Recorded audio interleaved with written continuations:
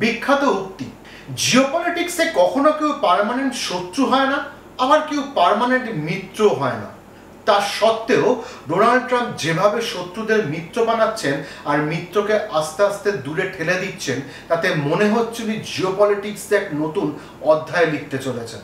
আজকে আমরা আলোচনা করব আমেরিকার সঙ্গে ইসরায়েল, ইরান, হুতি, প্যালেস্টাইনের নতুন কি সমীকরণ হতে চলেছে। বেশ কিছু দেশের নাগরিককে আমেরিকাতে প্রবেশের নিষেধাজ্ঞা করা হয়েছে, মানে অধিকার কেড়ে নেওয়া হলো।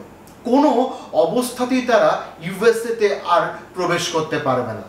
কেন, কোন যুক্তিতে এটা করা হলো, আসুন আমরা আজ দেখব।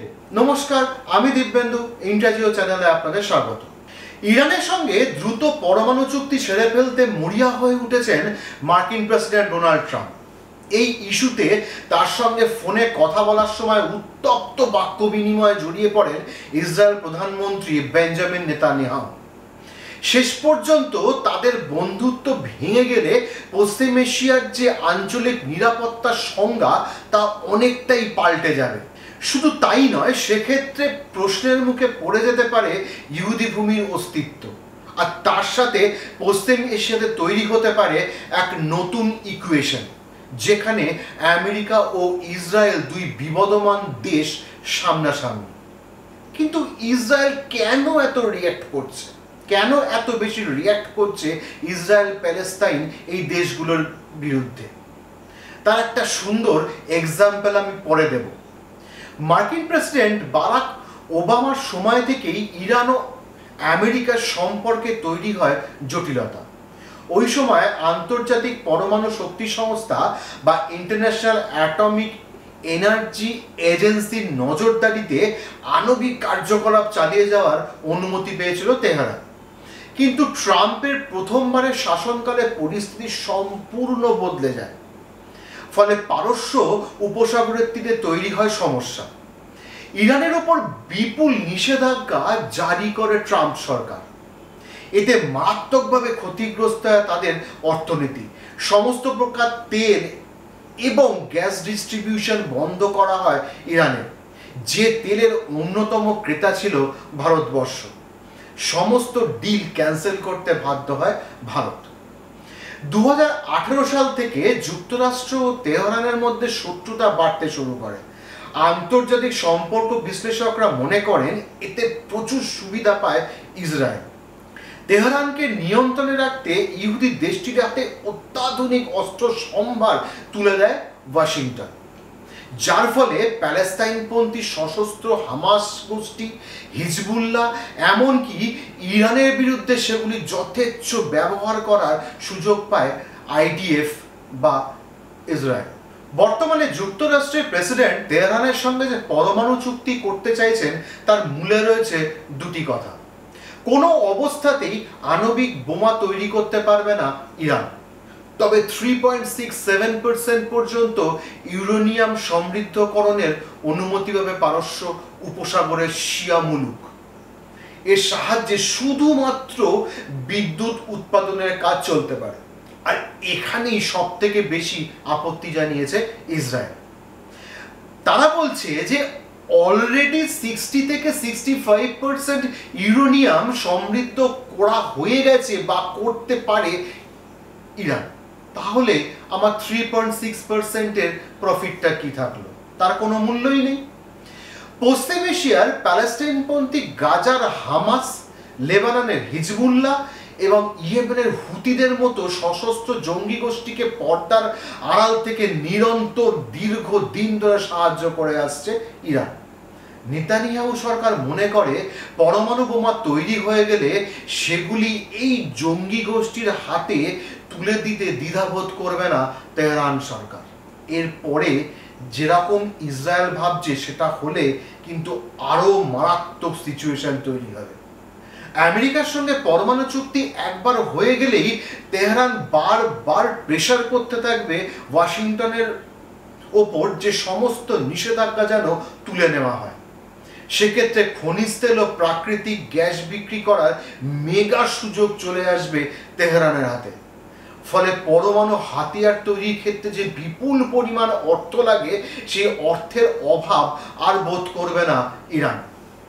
তখন গোপনে এই মারণাস্ত্র তৈরি করাটা মোটেই কঠিন হবে না ইরানের গবেষকদের পক্ষে। সেই কারণে আগেভাগেই ইরানের যাবতীয় পরমাণু কেন্দ্র ও পরমাণু স্থল ধ্বংস করতে মরিয়া হয়ে উঠেছে ইসরায়েল সরকার। ইসরায়েল তাদের এই মারাত্মক যুক্তির পরিপ্রেক্ষিতে একটি সুন্দর উদাহরণ দিয়েছে আমেরিকার জন্য। সেটা কি? সিরিয়ার বর্তমান প্রেসিডেন্ট আহমেদ আল শারার সঙ্গে সাক্ষাৎ করেন ট্রাম্প। তখন দামাস্কাসের উপর থেকে নিষেধাজ্ঞা তুলে নেওয়ার জন্য মার্কিন প্রেসিডেন্টের কাছে অনুরোধ করেন শারা। তার আবেদন খতিয়ে দেখার অনুরোধ করে ট্রাম্প। এরপর দেশে ফিরেই শারাকে সন্ত্রাসবাদীদের তালিকা থেকে সরিয়ে দেন ট্রাম্প। দামাস্কাসের উপর থেকে যে ওয়াশিংটনের নিষেধাজ্ঞা সরিয়ে নেবে বলেও মনে করা হচ্ছে। সিরিয়ার প্রেসিডেন্ট শারা ছিলেন কুখ্যাত জঙ্গি গোষ্ঠী আল কায়েদার একজন নেতা। পরে অবশ্য ইসলামীয় সন্ত্রাসবাদী সংগঠনটি ছেড়ে দিয়ে দামাস্কাসে গৃহযুদ্ধে জড়িয়ে পড়েন তিনি। তার মাথার দাম কয়েক কোটি ডলার ধার্য করেছিল মার্কিন গুপ্তচর সংস্থা সেন্ট্রাল ইন্টেলিজেন্স এজেন্সি বা CIA।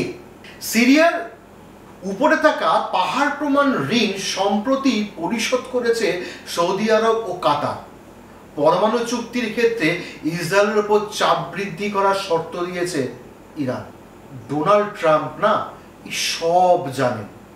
একসময় যে আল কায়েদাকে ধ্বংস করার জন্য আমেরিকা সর্বস্ব পণ করেছিল, সেই আল কায়েদার একজন শীর্ষস্থানীয় জঙ্গি নেতাকে মার্কিন প্রেসিডেন্ট নিজে সাহায্য করছেন। বর্তমানে সিরিয়ার অবস্থা কি সেটা আপনারা সবাই জানেন। এত কিছুর পরেও নেতানিয়াহুর রাগ করাটা কি খুব অন্যায়?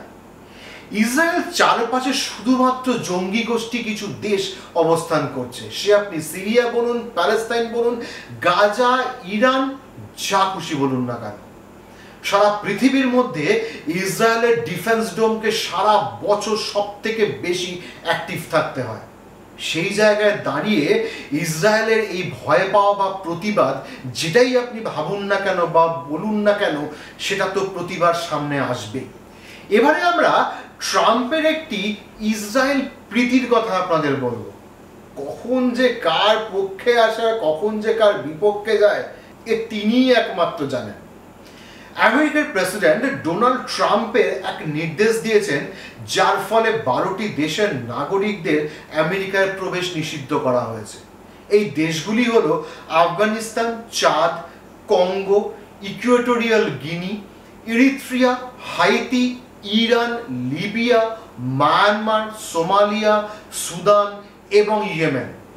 এছাড়াও আরও 7টি দেশের নাগরিকদের জন্য প্রবেশের শর্তযুক্ত নিষেধাজ্ঞা জারি করা হয়েছে। এই দেশগুলি হলো Burundi, Cuba, Laos, Sierra Leone, Togo, Turkmenistan এবং ভেনেজুয়েলা। কেন জানেন এই নিষেধাজ্ঞা জারি করা হয়েছে?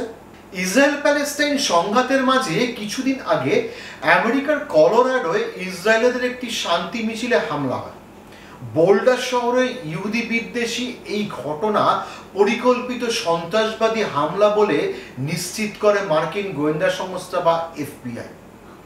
সপ্তাহখানেক আগেই ওয়াশিংটন ডিসিতে ইসরায়েল দূতাবাসে এক অনুষ্ঠান চলাকালীন হামলা চালায় এক যুবক। ইলিয়াস রড্রিগেজ নামে এই আততায়ীগুলিতে মৃত্যু হয়েছিল 2 দূতাবাস কর্মী। এই পরিস্থিতিতে 12 দেশের উপর মার্কিন নিষেধাজ্ঞা জারি এক তাৎপর্যপূর্ণ ঘটনা। তবে এটাই কিন্তু প্রথম নয়। 2017 সালে প্রথম মেয়াদেও, মানে ট্রাম্পের প্রথম মেয়াদেও, মুসলিম প্রধান 7টি দেশের নাগরিকদের আমেরিকা প্রবেশের উপর নিষেধাজ্ঞা জারি করেছিল ট্রাম্প সরকার। সেই দেশগুলি ছিল Iran, Iraq, Libya, Somalia, Sudan, Syria ও ইয়েমেন। মার্কিন প্রেসিডেন্ট একটি ভিডিও বার্তা প্রকাশ করেছে হোয়াইট হাউস, যেখানে ট্রাম্প স্পষ্ট করেছেন, আমেরিকার জাতীয় নিরাপত্তা ও জনগণের স্বার্থ রক্ষায় আমাকে এই পদক্ষেপ নিতে হয়েছে।